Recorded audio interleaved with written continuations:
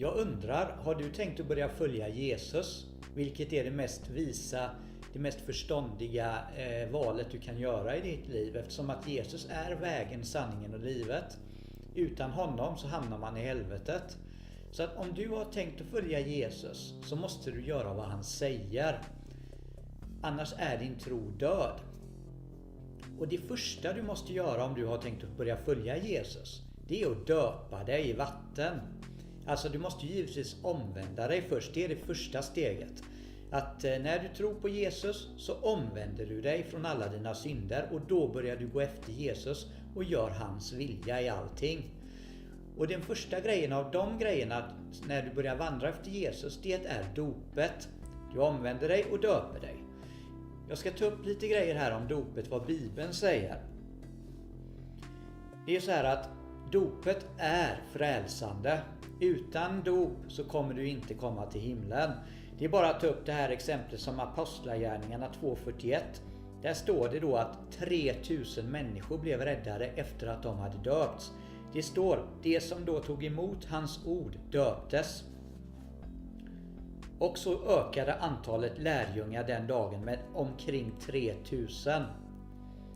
Så tar du emot Jesus ord som jag talar här nu, då kommer du döpa dig. För skippar du dopet, då kommer du inte vara hans lärjunge och du kommer inte komma till himlen. Så det blev alltså 3000 personer som blev frälsta den dagen för att de gjorde vad Jesus sa. De döpte sig. Det är bara ett dop. Du ska bara döpa dig en gång.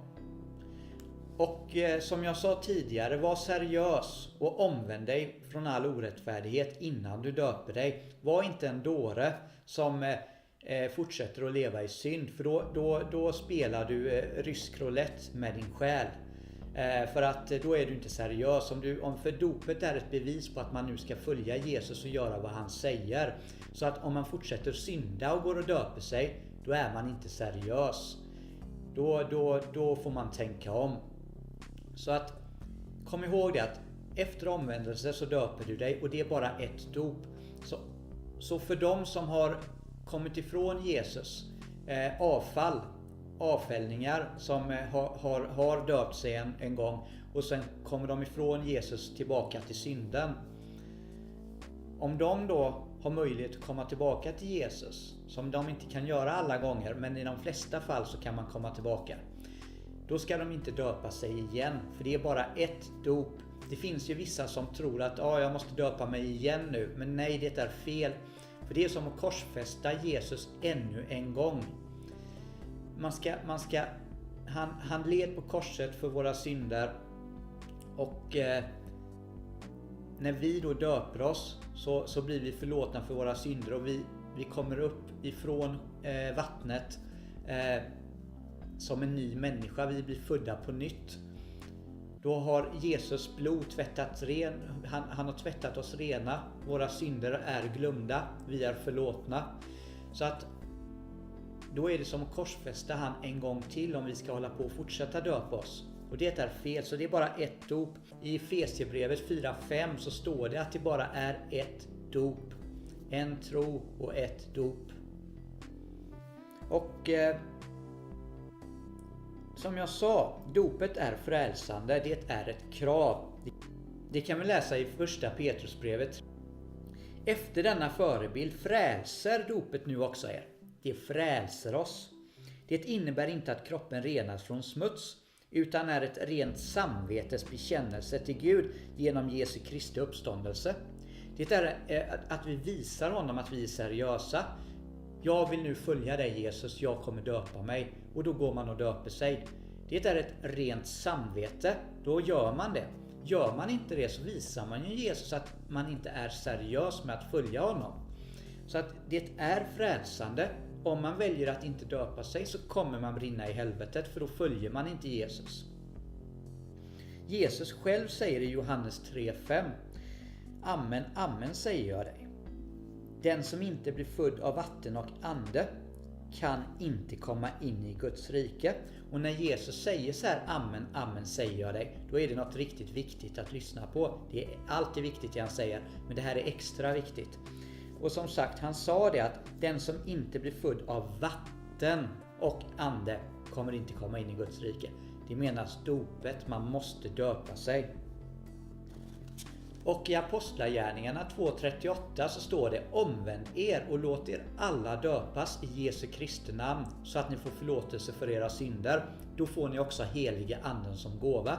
Så här sa alltså då Petrus att man måste omvända sig och döpa sig för att få förlåtelse för sina synder, och då får man heliga anden som gåva. Alltså ingen omvändelse och inget dop, ingen förlåtelse för synderna och ingen heliga anden som gåva. Så man måste alltså omvända sig och döpa sig.